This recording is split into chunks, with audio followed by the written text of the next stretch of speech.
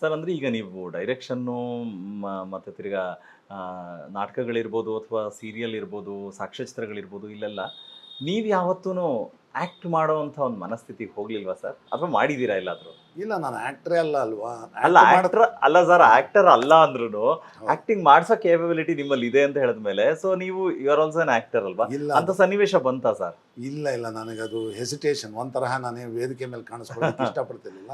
Okay. ನಾನೊಬ್ಬ anchor ಆಗಿ ಬರ್ತಾ ಇದ್ದೆ, ಅದನ್ನು ಆರಾಮಾಗಿ ಬರ್ತಾ ಇದ್ದೆ. ನಾನು ತುಂಬ ಆ್ಯಂಕರಿಂಗ್ ಎಲ್ಲ ಮಾಡಿದ್ದೀನಿ. ನಾನು ಅದನ್ನು ವಿಷಯನ ಮುಟ್ಸೋದ್ರಲ್ಲಿ ಮತ್ತು ಉಪನ್ಯಾಸಗಳನ್ನು ಕೊಡ್ತಾ ಇದ್ದೆ. ನಾನು ಉಪನ್ಯಾಸಗಳಿಗೆ ಸಾಕಷ್ಟು ಕಡೆ ಕರೀತಾ ಇದ್ರು. ಬೇರೆ ಬೇರೆ ಅದು ದೊಡ್ಡದು, ಬಹಳ ಖುಷಿ ಆಗುತ್ತೆ.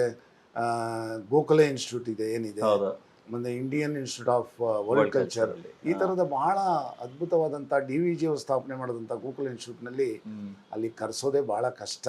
ಹುಡುಕಿ ಕರೆಸ್ತಾರೆ. ಅಲ್ಲಿ ನನಗೆ 6-7 ಒಂದು ವಿಷಯಗಳನ್ನು ಕೊಟ್ಟು ಮಾತನಾಡೋದಕ್ಕೆಲ್ಲ ಹೇಳಿದರು. ಭಾಳ ಸಕ್ಸಸ್ಫುಲ್ ಆಗಿತ್ತು. ಹೀಗಾಗಿ ಉಪನ್ಯಾಸದಲ್ಲಿ ನನಗೆ ಇಷ್ಟ ಆಯಿತು. ಎರಡನೇದು ಆ್ಯಂಕರಿಂಗ್ ಮಾಡೋದಕ್ಕೆ ಇಷ್ಟ ಆಯಿತು. ಇಲ್ಲ ಸರ್, ನಾನು ನನ್ನ ಭಾಗಕ್ಕೆ ಬರ್ತೀನಿ ಸರ್. ಅದಕ್ಕೆ ನಾನು ಆ ವಿಷಯ ಇನ್ನೂ ಕೇಳಿರಲಿಲ್ಲ. Because only as an actor, ಯಾಕೆಂದರೆ ನಾವು ತುಂಬ ಬೇರೆ ಬೇರೆಯವ್ರನ್ನ ಮಾತಾಡಿಸ್ಬೇಕಾದ್ರೆ ಇಲ್ಲ ಅನಿರೀಕ್ಷಿತವಾಗಿ ನಾನು ಅಭಿನಯ ಮಾಡೋ ಥರ ಆಗೋಯ್ತು, ಯಾರೋ ಆರ್ಟಿಸ್ಟ್ ಬರಲಿಲ್ಲ, ಕೈ ಕೊಟ್ಟರು, ಸೊ ಹಾಗಾಗಿ ಎಲ್ಲ ಮ್ಯಾನೇಜ್ ಮಾಡಿದ್ವಿ, ಈ ಥರದ್ದೆಲ್ಲ ಇತ್ತಲ್ಲ. ಹಾಗಾಗಿ ನಿಮಗೆ ಆ್ಯಕ್ಟಿಂಗ್ ಬಗ್ಗೆ ಕೇಳಿದೆ. ಎಸ್, ಈಗ ಮಾತಾಡೋಣ ಸರ್. ಇವಾಗ ಮಾತಾಡೋಣ. ಒಬ್ಬ ನಿರೂಪಕರು ಅಂತ ಹೇಳಿದ್ರೆ ಒಂದು ನನಗೆ ಆಗಿರೋ ಅನುಭವದಲ್ಲಿ ಏನು ಗೊತ್ತಾ ಸರ್, ನಾವು ಆನ್ ಸ್ಟೇಜಲ್ಲಿದ್ದಾಗ ಅಥವಾ ನಮ್ಮದು ಧ್ವನಿ ರೆಕಾರ್ಡ್ ಮಾಡ್ತೀವೋ ಅಂದರೆ ಬೇರೆ ಬೇರೆ ಪ್ಯಾಟ್ರನ್ಸು ಮಾಡಬೇಕಾದ್ರೆ we will be the king. ಆದರೆ ನಮ್ಮನ್ನು ಕೇಳೋರು ಯಾರೂ ಇರೋದೇ ಇಲ್ಲ. ಆಮೇಲೆ ನಮಗೆ ಕಾರ್ಯಕ್ರಮಕ್ಕೆ ಬರೋವರೆಗೂ ಎಲ್ಲಿದ್ದೀರಾ ಸಾರ್, ಬಂದ್ರ ಅಂತ ಕೇಳ್ತಾರೆ. ಅದಾದಮೇಲೆ ನಮಗೊಂದು ಥ್ಯಾಂಕ್ಸ್ ಹೇಳೋರು ಇಲ್ಲ. ಅದಕ್ಕೆ ನಾನು ಯಾವಾಗಲೂ ಹೇಳ್ತಾ ಇರ್ತೀನಿ, ಒಂಥರ ಇದು ಥ್ಯಾಂಕ್ಲೆಸ್ ಜಾಬ್ ಅಂತ. ಬಟ್ ನೀವು ತುಂಬ ಖುಷಿಪಟ್ಟು ಅವತ್ತಿನ ಕಾಲಘಟ್ಟದಲ್ಲೇ ಆಕಾಶವಾಣಿಯಲ್ಲಿ ಒಬ್ಬ ಅನೌನ್ಸರ್ ಆಗಿ ಅಥವಾ ಒಂದು ಕಾರ್ಯಕ್ರಮಗಳನ್ನು ನಡೆಸ್ಕೊಡೋದು ಉದ್ಘೋಷಕರಾಗಿ ಅಂತ ಹೇಳಿದ್ರೆ ಅದು ಸುಲಭದ ಮಾತಲ್ಲ ಸರ್. ಎಲ್ಲರನ್ನೂ ಅಷ್ಟು ಸುಲಭವಾಗಿ ತಗೊಳ್ತಾ ಇರಲಿಲ್ಲ. ಸೊ ಆ ಜರ್ನಿ ಆರಂಭ ಆಗಿದ್ದು ಹೇಗೆ ಹೇಳಿ ಸರ್? ತುಂಬ ಇಂಟ್ರೆಸ್ಟಿಂಗ್. ನಾವು ತುಂಬ ಒಳ್ಳೇದಾಯಿತು. ಆಕಾಶವಾಣಿ ಅಂತಂದರೆ ಪ್ರತಿಯೊಬ್ಬರಿಗೂ ಗೊತ್ತು. ಆ ಕಾಲದಲ್ಲಿ ಒಂದು 20 ವರ್ಷ 25 ವರ್ಷ ಹಿಂದೆ ಕೇಳಿದವ್ರಿಗಂತೂ ಭಾಳ ಚೆನ್ನಾಗಿ ಗೊತ್ತು.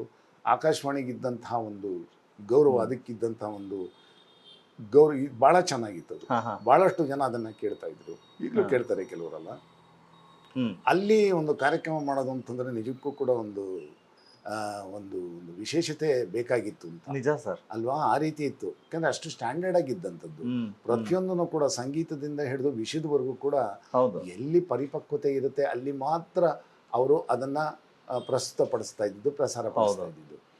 ಈ ನಿಟ್ಟಿನಲ್ಲಿ ನನಗೆ ಏನಾಯಿತು ಅಂದರೆ, ನನ್ನ ವಾಯ್ಸೆಲ್ಲ ಕೇಳ್ಬಿಟ್ಟು ನಿರೂಪಣೆ ಮಾಡಬೇಕಾದಾಗೆಲ್ಲ ಹೇಳ್ತಿದ್ರು, ನಿನ್ಗೆ ಅವ್ರದ್ದು ಸೂಟ್ ಆಗತ್ತೆ, ಇವ್ರ ವಾಯ್ಸ್ ಸೂಟ್ ಆಗತ್ತೆ, ಹಿಂದಿನಲ್ಲಿ ಮಾತಾಡೋದಕ್ಕೆ ಸೂಟ್ ಆಗತ್ತೆ, ಇಂಗ್ಲೀಷ್ನಲ್ಲಿ ನೀವು ಕೊಡ್ಬೋದು, ಈ ಥರ ಎಲ್ಲ ಹೇಳ್ತಾ ಇದ್ರು. ನಾನು ನೋಡೋಣ ಅಂತ ಹೇಳ್ಕೊಂಡು ನಾನು ಸುಮ್ಮನೆ ಈ ಡಾಕ್ಯುಮೆಂಟ್ರಿ ಎಲ್ಲ ಮಾಡ್ತಿದ್ದಾಗ ಡಾಕ್ಯುಮೆಂಟ್ರಿಗೆ ನಾನು ನರೇಶನೆಲ್ಲ ನಾನೇ ಕೊಡ್ತಾ ನೀವೇ ಕೊಡ್ತಾ ಇದ್ರಾ? ಹೌದು. ಹೀಗಾಗಿ ಎಲ್ಲರೂ ಭಾಳ ಇಷ್ಟಪಡ್ತಾ ಇದ್ರು. ಆಕಾಶವಾಣಿಯಲ್ಲಿ ನನಗೆ ಕೆಲವರು ಸ್ನೇಹಿತರೆಲ್ಲ ಇದ್ದರು, ಅವರೆಲ್ಲ ಕರೆದು ಪ್ರೋಗ್ರಾಮ್ ಎಲ್ಲ ಮಾಡಿಸ್ತಾ ಇದ್ರು. ದುಡ್ಡೇನಿತ್ತು ಬಿಡಿತು ಬೇರೆ ವಿಷಯ. ಅಲ್ಲಿ ಮಾಡಿದ ಖುಷಿ ಅಂತೂ ಬಹಳ ಇದೆ. ಅಲ್ಲಿ ಕರೆದಾಗ ಯಾವುದೋ ಒಂದು ನಾಳೆ ಒಂದು ಕಾರ್ಯಕ್ರಮ ಇದೆ, ಯಾವುದೋ ರಾಜ್ಯೋತ್ಸವ ಇದೆ ಅಂತಂದ್ರೆ ಇವತ್ತು ರಾತ್ರಿ ಹೇಳ್ತಾ ಇದ್ರು, ಮೂಮೆಂಟ್ ಅಲ್ಲ. ಹೌದು, ಬಂದ್ಬಿಟ್ಟು ನೀವೊಂದು ಮಾಡಬೇಕು ಅಂದಾಗ ಏನಿಲ್ಲ, ನಾನು ಆಯ್ತು ಬರ್ತೀನಿ ಅಂತ ಹೇಳ್ತಾ ಇದ್ದೆ. ಇನ್ ಟೈಮ್ನಲ್ಲಿ ಅಲ್ಲಿ ಇರ್ತಾ ಇದ್ದೆ. ಆನ್ ದ ಸ್ಪಾಟ್, ಏನು ಸ್ಕ್ರಿಪ್ಟ್ ಇಲ್ಲ, ಏನಿಲ್ಲ, ಹಾಗೆ ನಾವು ಬೃಂದಾವನ ನಡೆಸ್ಕೊಡ್ತಾ ಇದ್ದೆ. ಮತ್ತೆ ಬೇರೆ ಬೇರೆ ಟಾಕ್ಗಳಿರಬಹುದು, ಪರಿಸರ ಇರಬಹುದು, ಲೆಡ್ ಪಾಯ್ಸನಿಂಗ್ ಇರಬಹುದು, ಈ ತರ ಬೇರೆ ಬೇರೆ ವಿಷಯಗಳಿಗೆ ಬೆಂಗಳೂರು ಬಗ್ಗೆ ಬೇರೆ ಬೇರೆ ವಿಷಯಗಳ ಬಗ್ಗೆ ಒಂಥರ ಭಾಷಣ ರೂಪದಲ್ಲಿ ಕೂಡ ನಾನು ಕೊಡ್ತಾ ಇದ್ದೆ. ಹೀಗೆ ಹಲವಾರು ಕಾರ್ಯಕ್ರಮಗಳನ್ನ ನಾನು ಕೊಟ್ಟಿದ್ದೀನಿ. ಕುಸ್ತಿ ಬಗ್ಗೆನೂ ಕೊಟ್ಟಿದ್ದೀನಿ, ಆಮೇಲೆ ವಿಷ್ಣುವರ್ಧನ್ ಬಗ್ಗೆನೂ ಕೊಟ್ಟಿದ್ದೀನಿ. ಹೀಗೆ ಹಲವಾರು ವಿಷಯ, ಸಿನಿಮಾಗಳ ಬಗ್ಗೆ, ಹೀಗೆ ಹಲವಾರು ವಿಷಯಗಳನ್ನ ನಾನು ಕೊಟ್ಟಿರೋದು. ಹೌದು ಶ್ರೀನಿವಾಸ್ ಸರ್, ಸಿನಿಮಾ ಪಾರ್ಟಿಗೆ ಬರ್ತೀನಿ, ನಾನು ನಿಮ್ಮನ್ನು ಮಾತಾಡಿಸ್ತೀನಿ. ಆದರೆ ಈಗ ನಾನೊಬ್ಬ ನಿರೂಪಕನಾಗಿ ನೀವು ತುಂಬ ಮುಂಚೆಯಿಂದ ಅದೆಲ್ಲ ಕೆಲಸ ಮಾಡಿರೋದ್ರಿಂದ ನೋಡ್ತಾ ಇರೋಂಥವ್ರೆ ನಮಗೆಲ್ಲ ಏನು ವೀಕ್ಷಕರಿದ್ದಾರಲ್ಲ ಅವರಿಗೋಸ್ಕರ ಒಂದು ಮಾಹಿತಿ ಸರ್. ಒಬ್ಬ ನಿರೂಪಕನಾಗಬೇಕು ಅಂತ ಹೇಳಿದ್ರೆ ಬೇಕಾಗಿರುವಂಥ ಅರ್ಹತೆಗಳೇನು ಸರ್? ಅರ್ಹತೆ ಅಂತ ಹೇಳಿದ್ರೆ, ಮುಂಚೆಯಿಂದ ನಾನು ಪ್ರತಿಯೊಂದು ವಿಷಯದಲ್ಲಿ ನಾನು ಹೇಳ್ತಾ ಇದ್ದೀನಿ, ನನಗೆ ಒಂದು ಭಾವನೆ ಇರಬೇಕು. ನನ್ನ ಮನಸ್ಸು ಹೇಳ್ದಂಗೆ ನನಗಿಂಥದ್ದು ಅನಿಸಿದ್ದು, ನನ್ನಲ್ಲಿ ಒಂದು ಕಾನ್ಫಿಡೆನ್ಸ್ ಇರಬೇಕು. ಮತ್ತೆ ನಾನು ಜನಕ್ಕೆ ವಿಷಯವನ್ನು ಮುಟ್ಸೋದ್ರಲ್ಲಿ ನಾನು ಯಶಸ್ವಿ ಆಗ್ತೀನಿ ಅಂತ ಒಂದು ವಿಶ್ವಾಸ ಇರಬೇಕು. ಇಷ್ಟಿದ್ರೆ ಸಾಕಾಗುತ್ತೆ ಅಂತ ಅನಿಸುತ್ತೆ. ಉಳಿದಿದ್ದು ಸ್ವಭಾವತಃ ದೇವರು ಕೊಟ್ಟಂತಹ ಒಂದು ಕಂಠ ಇರಬೇಕು, ಬಾಡಿ ಲ್ಯಾಂಗ್ವೇಜ್ ಇರಬೇಕು. ಇವೆಲ್ಲವೂ ಖಂಡಿತವಾಗ್ಲೂ ಅವಶ್ಯಕತೆ ಇದ್ದೇ ಇರುತ್ತೆ. ಹೇಳೋವಂಥ ದಾಟಿ ನಿಮ್ಗೊಂದು ಸಿನಿಮಾ ಉದಾಹರಣೆ ಕೊಡ್ಬೋದಾ, ಪರವಾಗಿಲ್ವ ಇಲ್ಲಿ? ಹಾ ಹೇಳಿ ಸರ್, ಹೇಳಿ. ಒಂದು ಹೇಳಬೇಕು ಅಂದರೆ, ನಾನು ಅದೇ ಸಿನಿಮಾ ಕಾರ್ಯಕ್ರಮಗಳು ಭಾಳಷ್ಟು ಮಾಡಿದ್ದೀನಿ. ಹಾ ಹಾ ಅದರಲ್ಲಿ ಒಂದು ಉದಾಹರಣೆ ಕೊಡ್ತೀನಿ. ಪುಟ್ಟಣ್ಣ ಕಣಗಾಲ್ ಅವ್ರದ್ದು ಒಂದು ಗೆಜ್ಜೆ ಪೂಜೆ ಅಂತ ಸಿನಿಮಾ ಬಂದಿತ್ತು ಹೌದು ಸರ್. ಅಲ್ವಾ? ನಾವು ತೀರಾ ಸಣ್ಣ ಹುಡುಗರು, ಒಂದು 3ನೇ ಕ್ಲಾಸು 2ನೇ ಕ್ಲಾಸ್ ಇದ್ದಂಥ ಸಂದರ್ಭ ಅದು.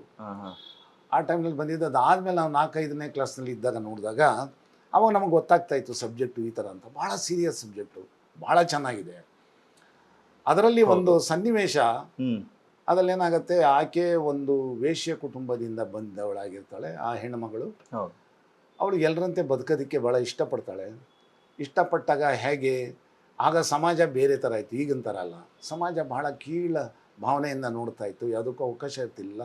ಒಳ್ಳೆ ರೀತಿಯಲ್ಲಿ ಬದುಕ್ತೀನಿ ಅಂದರೂ ಕೂಡ ಅವಕಾಶ ಇರ್ತಿರ್ಲಿಲ್ಲ ಅವಾಗ. ಒಂದು ಸರಿ ಆ ಥರ ಒಂದು ಗುರ್ತಾಗ್ಬಿಡ್ತು ಅಂದರೆ ಅದೇ ರೀತಿ ನೋಡೋರು ಅಂತ ಹೇಳಿ. ಆಕೆ ಎಲ್ಲರಂತೆ ಬದುಕಬೇಕು ಅಂದಾಗ ಒಬ್ಬ ಹುಡುಗ, ಸುಸಂಸ್ಕೃತ ಹುಡುಗ, ಆಕೆಗೆ ಭರವಸೆ ಕೊಡ್ತಾನೆ. ಆ ಭರವಸೆ ಕೊಟ್ಟಾಗ ಅವಳ ಭಾವನೆ ಹೇಗಿದ್ದಿರಬಹುದು. ಯಾರು ಸಿನಿಮಾವನ್ನು ಬೇರೆಯನ್ನ ನಿರೂಪಣೆ ಯಾವುದೇ ಹಾಕೊಳ್ಳಿ, ಕಲಾ ಒಂದು ರೀತಿಯಲ್ಲಿ ಒಂದು ಯಾರು ಫೀಲ್ ಮಾಡ್ತಾರೋ ಅವ್ರಿಗೆ ಗೊತ್ತಾಗುತ್ತೆ. ಆಗ ಆಕೆ ಭಾವನೆ ಹೇಗಿರಬಹುದು. ಇಷ್ಟೊಂದು ನೆಗೆಟಿವ್ನಲ್ಲಿ ನೋಡ್ತಿರೋಂಥ ಸಮಾಜಕ್ಕೆ ತಾನು ಎದ್ದು ನಿಲ್ತೀನಿ ಅಂದಾಗ ಒಬ್ಬ ಸುಸಂಸ್ಕೃತ ವ್ಯಕ್ತಿ ಭರವಸೆ ಕೊಟ್ಟಾಗ ಅವಳಿಗೆ ಹೇಗಾಗಿರ್ಬೋದು. ಆ ಒಂದು ಮನಸ್ಸನ್ನು ಅರ್ಥ ಮಾಡ್ಕೊಳ್ಳುವಂಥ ಒಂದು ಪರಿಸ್ಥಿತಿ ಬೇಕು. ಮತ್ತು ಅದು ಜನಕ್ಕೆ ಕನ್ವೆ ಮಾಡಬೇಕು.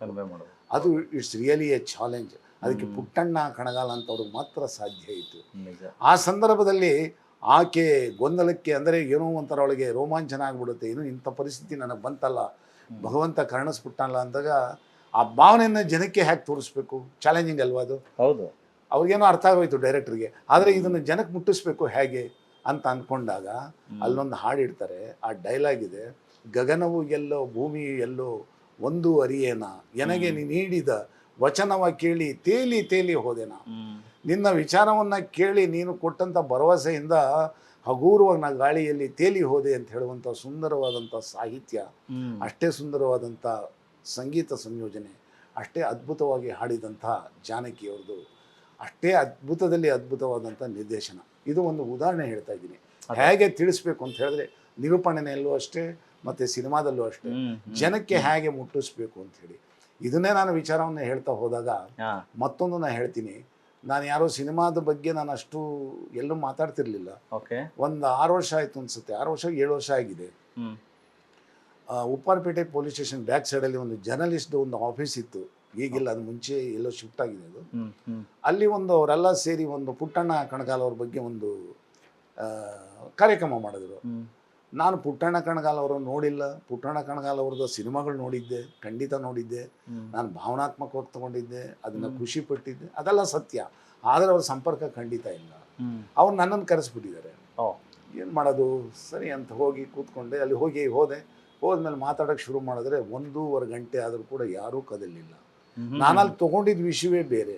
ನಾನು ತೊಗೊಂಡಿದ್ದ ವಿಷಯ ಪುಟ್ಟಣ್ಣ ಕಣಗಾಲ್ ಅವರ ವ್ಯಕ್ತಿತ್ವ ಚಿತ್ರಣ ಹೇಗಿತ್ತು, ಹೇಗೆ ಅವ್ರು ನಿರ್ದೇಶನ ಮಾಡ್ತಿದ್ರು, ಹೇಗೆ ಸಬ್ಜೆಕ್ಟನ್ನು ಸ್ವೀಕರಿಸ್ತಿದ್ರು, ಮತ್ತು ಜನಕ್ಕೆ ಅದನ್ನು ತಿಳಿಸ್ಬೇಕಾದ್ರೆ ಯಾವ ರೀತಿ ಎಫರ್ಟ್ಗಳನ್ನು ಹಾಕ್ತಾಯಿದ್ರು. ಇಷ್ಟರಲ್ಲೇ ಮಾತಾಡ್ತಾ ಹೋದೆ. ಮತ್ತು ಗೀತ ಸಾಹಿತ್ಯದ ಒಂದು ಶ್ರೀಮಂತಿಕೆ, ನಿರ್ದೇಶನದ ಶ್ರೀಮಂತಿಕೆ, ಸನ್ನಿವೇಶ ಜೋಡಣೆಗಳ ಶ್ರೀಮಂತಿಕೆ ಹೇಗಿತ್ತು ಅಂತ 1 ಗಂಟೆ ಅಂತಂದವ್ರು ಅರ್ಧ ಗಂಟೆ ಮುಂದುವರಿಸಿದ್ರು. ಆದರೂ ಜನ ಕದಲಿಲ್ಲ. ಪಿಂಡರ್ ಆಫ್ ಸೈಲೆನ್ಸ್ ಅಷ್ಟು ಚೆನ್ನಾಗಿ ಅದನ್ನು ಎಂಜಾಯ್ ಮಾಡಿದ್ರು. ಹೀಗೆ ನಮ್ಮದಲ್ಲದ ವಿಷಯಗಳನ್ನು ಹೇಗೆ ನಮ್ಗೆ ಅವಕಾಶ ಬಂದಾಗ ನಮ್ದು ಹಾಕಿಸ್ಕೊಳ್ಳೋದು ಅನ್ನೋದು ಅಲ್ಲಲ್ಲೇ ಒಂದು ಉದಾಹರಣೆ. ಸತ್ಯ ಸರ್. ಅಲ್ಲ, ನೀವು ಹೇಳ್ತಾ ಇದ್ರೆ ಮತ್ತೆ ಪುಟ್ಟಣ್ಣ ಅವರ ವ್ಯಕ್ತಿತ್ವವನ್ನು ಒಂದು ಸಿನಿಮಾ ರೂಪದಲ್ಲಿ ನೀವು ನಿಮ್ಮ ಮಾತಿನ ಮುಖದಲ್ಲಿ ಮೂಲಕ ಹೇಳಿದ್ದೀರಾ ಅಂತಂದರೆ ಇಟ್ಸ್ ವೆರಿ ಇಂಟ್ರೆಸ್ಟಿಂಗ್. ಅಂದರೆ ನಿಮ್ಮೊಳಗಿರುವಂಥ ಶಕ್ತಿ ಏನು ಅನ್ನೋದು ಕೂಡ ಗೊತ್ತಾಗುತ್ತೆ. ಯಾಕಂದರೆ ನೀವು ಯಾವುದನ್ನೇ ಆಯ್ಕೆ ಮಾಡಿಕೊಂಡ್ರೂ ಕೂಡ so the best I should do, ನಾನು 100% ಅನ್ನೋ ರೀತಿಯಲ್ಲಿ ಎಲ್ಲರೂ ನಿಮ್ಮನ್ನು ಮೆಚ್ತಾನೆ ಬಂದಿದ್ದಾರೆ. ಸಿನಿಮಾದ ಯಾವುದಾದ್ರೂ ಒಂದು ಹಾಡಿನ ಝಲಕ್ ಕೇಳಿಸ್ಬೋದಾ ಸರ್? ಹಾಡು ಅಂದರೆ ಭಾಳ ಇದೆ. ಅದರಲ್ಲಿ ಕನ್ನಡ, ಹಿಂದಿ 2 ಸಬ್ಜೆಕ್ಟು, 2 ವಿಷಯಗಳು, 2 ಭಾಷೆಗಳದ್ದು ನನಗೆ ಇಷ್ಟ ಇದೆ. ಹೇಳಿ ಸರ್, ಎರಡು ಒಂದೊಂದು ಸಣ್ಣ ಬಿಟ್ಟು ಹಾಡಿ ಸರ್. ಇದೇ ಹೊಸ ಹಾಡು, ಹೃದಯ ಸಾಕ್ಷಿ ಹಾಡು, ಹೃದಯಾಶೆ ಭಾಷೆ ಈ ಹಾಡು, ಹೃದಯಾಶೆ ಭಾಷೆ ಈ ಹಾಡು. ನಾವಿನ್ನೂ ಆಗ ಹೈಸ್ಕೂಲಿಂದ ಇನ್ನು ಬರ್ತಾ ಇದ್ವಿ ಕಾಲೇಜ್ಗೆ. ಹೈಸ್ಕೂಲಲ್ಲಿ ಶೋಲೆ ಬಂದಂಥ ಸಮಯ. ಆ ಶೋಲೆ ಬಂದಾಗ ಆ ಹಾಡೆಲ್ಲ ಬಹಳ ಪ್ರಖ್ಯಾತಿ ಪಡೆದಿತ್ತು.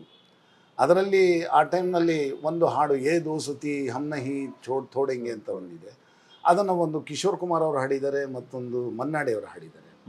ಇದು ನಾವಾಗೆಲ್ಲ ಸ್ವಲ್ಪ ಹಾಡುವಂಥದ್ದು, ಆ ಗಬ್ಬರ್ ಸಿಂಗ್ ಸ್ಟೈಲಲ್ಲಿ ಮಾತಾಡುವಂಥದ್ದು, ಇವೆಲ್ಲ ಅಭ್ಯಾಸಗಳಿತ್ತು. ಅವೆಲ್ಲ ಹೇಳಿ ಸರ್ ಅವೆಲ್ಲ ಅದೇ ಟೈಮ್ನಲ್ಲಿ ಇಮಿಟೇಟ್ ಮಾಡ್ತಾ ಇದ್ವಿ.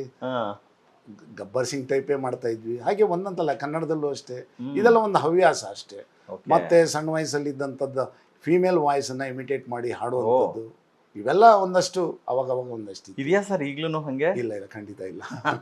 ಏ ದೋಸುತಿ ಹಮ್ ನಹೀ ತೋಡೆಂಗೆ ತೋಡೆಂಗೆ ದಮ್ಮಗಳ್ ತೇರಾ ಸಾಥ್ ನಾ ಛೋಡೆಂಗೆ. ಒಂದೆರಡು ಲೈನಲ್ಲಿ ನಾನು ಹೇಳಕ್ ಪ್ರಯತ್ನ ಮಾಡಿದ್ದೀನಿ. ಅಲ್ಲ ಫೈನ್ ಸರ್, ಇದ್ರದ್ದು ಒರಿಜಿನಲ್ ಸಿಂಗರ್ ಯಾರು ಸರ್? ಒಂದು ಕಿಶೋರ್ ಕುಮಾರ್, ಇನ್ನೊಂದು ಮನ್ನಾಡೆ. ಓಕೆ, ಅದು ಎರಡು ಟೈಪ್ ನಲ್ಲಿ ನಾನು ಪ್ರಯತ್ನ ಮಾಡಿದ್ದೀನಿ. ಇಲ್ಲ ಅದಕ್ಕೆ ಹೇಳೋಣ ಅನ್ಕೊಂಡೆ ಸರ್, ಬಿಕಾಸ್ ನೀವು ಸ್ವಲ್ಪ ಬೇಸ್ ಬಾಯ್ ನಲ್ಲಿ ಹಾಡ್ತಾರೆ ಕಿಶೋರ್ ಕುಮಾರ್, ಆಮೇಲೆ ವರ್ಸಟಾಲಿಟಿ ಇರುತ್ತೆ. ಹೌದು, ಸ್ವಲ್ಪ ಸಂಗೀತಮಯವಾಗಿ ಹಾಡ್ತಾರೆ ಮನ್ನಾಡೆ ಅವರು. ಏ ದೋಸುತಿ ಹಮ್ ನಹೀ ತೋಡೆಂಗೆ ಅದು ಮನ್ನಾಡೆದಾಗತ್ತೆ. ಸ್ವಲ್ಪ ಸೀದಾ, ಸ್ವಲ್ಪ ಏನೋ ಸ್ವಲ್ಪ ಮಿಮಿಕ್ರಿ ಟೈಪ್ ನಲ್ಲಿ ಹಾಡೋದು ಕಿಶೋರ್ ಕುಮಾರ್. ಆ ಸ್ವಲ್ಪ ಸೂಕ್ಷ್ಮತೆಗಳು. ಅಲ್ಲ ಅದಕ್ಕೆ ಕೇಳಿದೆ ಸರ್, ಇವಾಗ ನೀವು ಅದು ಎರಡನ್ನೂ ಪ್ರಯೋಗ ಮಾಡ್ತಾನೆ ಹಾಡ್ಬೇಕಾದ್ರೆ ನನಗೆ ಅದು ಅನ್ನಿಸ್ತಾ ಇತ್ತು. ಮತ್ತೆ ಇನ್ನೊಂದು, ಆ ಕಿಶೋರ್ ಕುಮಾರ್ದು ಏನಿದೆ ಅವ್ರದ್ದು ಮಿಮಿಕ್ರಿ ಮಾಡ್ತಿದ್ದಂಥದ್ದು, ಇದನ್ನೆಲ್ಲ ಅವಾಗೆಲ್ಲ ನಾನು ಸ್ವಲ್ಪ ಹಾಡ್ತಾ ಇದ್ದಿದ್ದು ಹೌದು. ಫಾರ್ ಎಕ್ಸಾಂಪಲ್ ಕನ್ನಡದಲ್ಲಿ ಒಂದು ಹಾಡಿದ್ದಾರೆ, ಹೌದು ಸರ್, ಕುಳ್ಳ ಏಜೆಂಟ್ 00 ಅಂತಾನೋ ಏನೋ ಒಂದು ಹಳೆಯದು, ಆ ಕಾಲದ್ದು. ಅದು ಬಹಳ ಫೇಮಸ್ ಆಗಿತ್ತು, ಈಗಲೂ ಬಹಳ ಪ್ರಖ್ಯಾತಿ ಪಡೆದಿದೆ. ಅದನ್ನ ಕಿಶೋರ್ ಕುಮಾರ್ ಅವರೇ ಹಾಡಿದ್ದಾರೆ. ಅದರಲ್ಲಿ ಓಪನಿಂಗ್ ಅಲ್ಲಿ ಹೇ ಹೇ ಹೇ ಓಹೋ ಏ ಹೇ ಆಹಾರು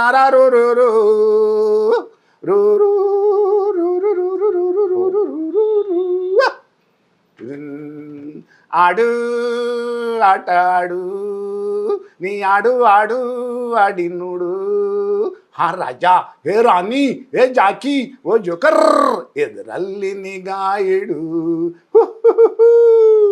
ಇದೆಲ್ಲ ಬರುತ್ತೆ. ಇದೆಲ್ಲ ಬಹಳ ಅವ್ರದೆಲ್ಲ. ಮತ್ತೆ ಯೂಡಲಿಂಗ್ ಮಾಡ್ತಿದ್ವು, ಒಡ್ಲೈ ಒಡ್ಲೈಯೋ ಒಡ್ಲೈ ಒಡ್ಲೈಯೋ ಒಡ್ಲೈ ಒಡ್ಲೈಯೋ ಒಡ್ಲೈ ಒಡ್ಲೈಯೋ ಒಡ್ಲೈ ಒಡ್ಲೈಯೋ ಅರೆ ಒಡ್ಲೈ ಒಡ್ಲೈಯೋ, ಇದೆಲ್ಲ ಅಂದ್ರೆ ಕಿಶೋರ್ ಕುಮಾರ್ದು ಯೂಡಲಿಂಗ್ ಸ್ಟೈಲು. ಹೌದು ಸರ್, ಕಿಶೋರ್ ಕುಮಾರ್ ಅವರನ್ನೇ ಭಾರತಕ್ಕೆ ಸಿನಿಮಾಗೆ ಯೂಡಲಿಂಗ್ ಇಂಟ್ರೊಡ್ಯೂಸ್ ಮಾಡಿಸಿದ್ರು. ಕರೆಕ್ಟ್, ಹೌದು, ಅದು ಪಾಪ್ಯುಲರ್ ಮಾಡಿದ್ರು. ಹೌದು, ಆ ಥರದ್ದನ್ನೆಲ್ಲ ಒಂದು ಸ್ವಲ್ಪ ಹಾಡುವಂಥದ್ದು ಯಾವುದು ಖಂಡಿತ ಕಲ್ತಿದ್ದೆಲ್ಲ ಖುಷಿಗೆ ಹಾಡ್ತಾ ಇದ್ದಿದ್ದು ಸರ್. ಯಾವುದೂ ಕಲ್ತಿಲ್ಲ. ನೀವು ನನಗೆ ನೋಡ್ತಾ ಇದ್ರೆ ನಿಮ್ಮ ಬಗ್ಗೆ ಜಲಸ್ ಆಗ್ತಾ ಇದೆ ಸರ್. ಎಲ್ಲಾನು ತುಂಬ ಎಷ್ಟು ಚೆನ್ನಾಗಿ ನೀವು ನಿಮ್ಮ ಜೀವನದಲ್ಲಿ ಅಳವಡಿಸ್ಕೊಳ್ಳೋದ್ರ ಜೊತೆಗೆ ಬೇರೆಯವರು ಅದನ್ನು ನೋಡಿದಾಗ ನಿಜವಾಗ್ಲೂ ಇನ್ಸ್ಪೈರ್ ಆಗೋ ರೀತಿಯಲ್ಲಿ ನೋಡಿ. ಇವಾಗ ಹಾಡಬೇಕಾದ್ರೆ ಎಷ್ಟು ಚೆನ್ನಾಗಿ ಧ್ವನಿಯ ಅನುಕರಣೆಯ ಜೊತೆಗೆ ನೀವು ಅವರಲ್ಲಿರೋ ಸೂಕ್ಷ್ಮತೆಗಳನ್ನ ಗಮನಿಸ್ಕೊಂಡು ಅದನ್ನು ಅಳವಡಿಸ್ಕೊಂಡಿದ್ದೀರಲ್ಲ. ಸೊ ಒಂದು ಹ್ಯಾಟ್ಸ್ ಆಫ್ ಹೇಳಲೇಬೇಕು. ಆ್ಯಂಡ್ ಖಂಡಿತ ಖುಷಿ ಆಗ್ತಾ ಇದೆ ಸರ್. ಖುಷಿಯಲ್ಲ ಜೊತೆಗೆ ಮಾತು ಮುಂದುವರಿಸೋಣ. ಸೊ ಸ್ನೇಹಿತರೆ, ಸೀನು ಜೊತೆ ಸಂಮಾತು ಆ್ಯಂಡ್ ಈ ರೀತಿಯ ಇಂಟ್ರೆಸ್ಟಿಂಗ್ ಇನ್ನೊಂದಷ್ಟು ವಿಚಾರಗಳನ್ನು ಖಂಡಿತ ನಾನು ನರಸಿಂಹಮೂರ್ತಿ ಸರ್ ಜೊತೆಗೆ ಮಾತಾಡ್ತೀನಿ. ಅದಕ್ಕಿಂತ ಮುಂಚೆ ಒಂದು ವಿರಾಮ ತಗೋಣ.